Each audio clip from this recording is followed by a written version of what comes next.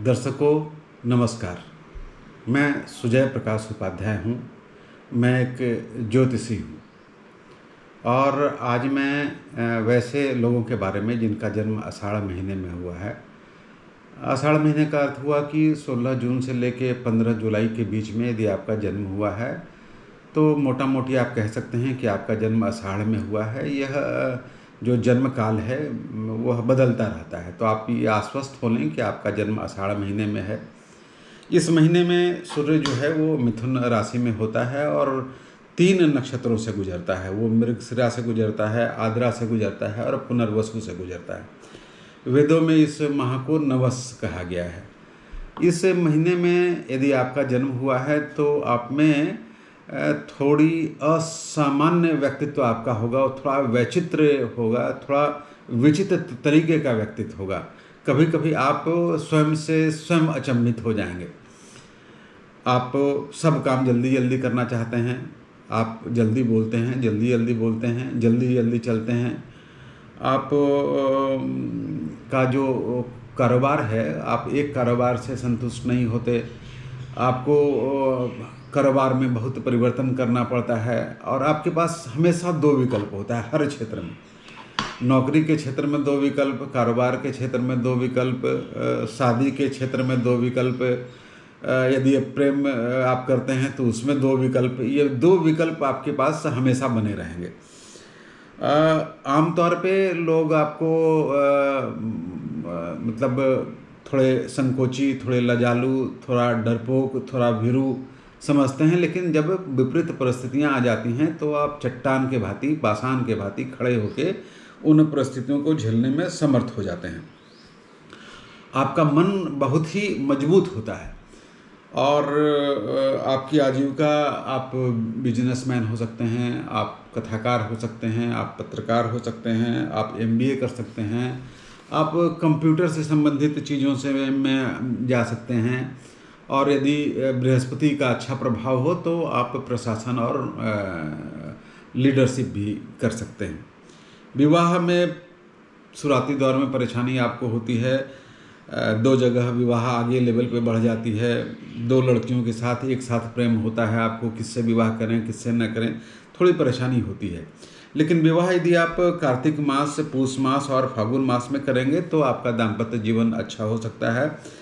ये कार्तिक महीने का अर्थ हुआ कि 19 अक्टूबर से लेके 18 नवंबर तक, और पूष माह का अर्थ हो गया कि 17 दिसंबर से लेके 16 जनवरी तक, और फागुन का अर्थ हो गया 14 फरवरी से लेके 14 मार्च तक का। आपका वो जन्मदिन जिस पार्टनर का हुआ है उससे आप विवाह करेंगे, मतलब आप कार्तिक, पूष और फागुन में विवाह करेंगे इन जन्मे लोगों से, तो दाम्पत्य जीवन सही ढंग से गुजर सकता है। स्वास्थ्य आपका सामान्यतः ठीक होता है। आपको मानसिक चिंता होगी, घबराहट होगी, नर्वसनेस आपको हो सकता है। पीला बादामी रंग का प्रयोग आपको करना चाहिए। और रत्न का जहाँ तक सवाल है, ज्योतिषगण ऐसे इस माह में जन्मे लोगों को उजला पोखराज और पन्ना पहनाने को बोलते हैं। ये हमने बताया कि सूर्य जो है वो 3 नक्षत्रों से गुजरता है। 3 नक्षत्रों से वो मृगशिरा से गुजरता है जिसका स्वामी मंगल है।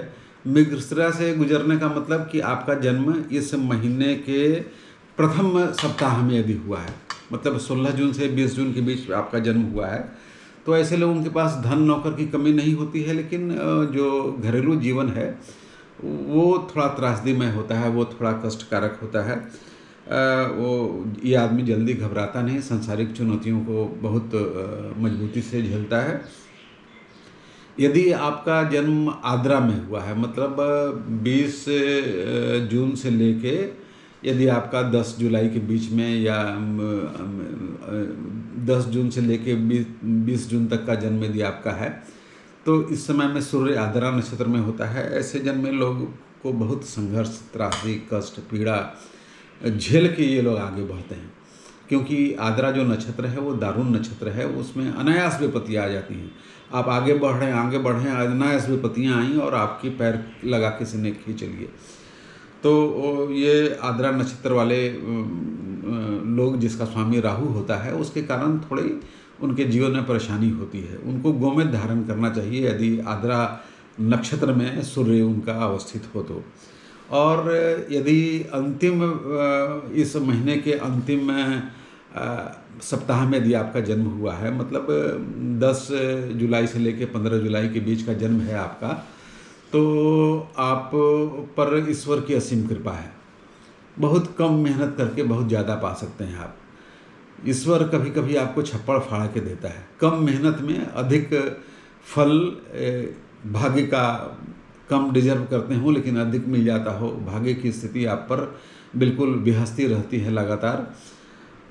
तो मतलब ये जो सारी बातें हुई, ये बात हुई कि आपका जन्म यदि आषाढ़ महीने में हुआ है तो फलाफल क्या होगा।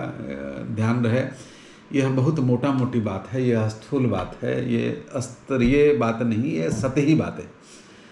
तो हो सकता है आपके जीवन में यह दिखे और हो सकता है कि न भी दिखे, क्योंकि ज्योतिष तो बहुस्तरीय चीज़ है। वो बाह्य लेवल पे जाते हैं हम लोग, फिर नीचे, फिर नीचे, फिर कई स्तर पे जाके तब परम्यूटेशन कम्बिनेशन के आधार पे हम लोग प्रेडिक्शंस करते हैं। लेकिन यदि आप में यह बातें दिखती हैं तो आप कमेंट करके मुझे बताएं, मुझे अच्छा लगेगा। और आपको मेरा कुंडली, मेरा यह विश्लेषण कैसा लगता है, अच्छा लगता हो तो आप मेरे चैनल को लाइक करें, सब्सक्राइब करें और शेयर करें। Thank you very much.